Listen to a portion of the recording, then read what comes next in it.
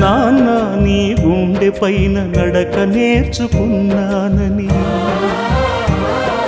నీ చూపుడు వేలితో లోకాన్నే చూశానని, నాన్నను పూజిస్తే ఆది దేవుని కది అందునని, అమ్మకు బ్రహ్మకు మధ్యన నాన్నే ఒక నిచ్చెనని తెలియనైతి తండ్రి,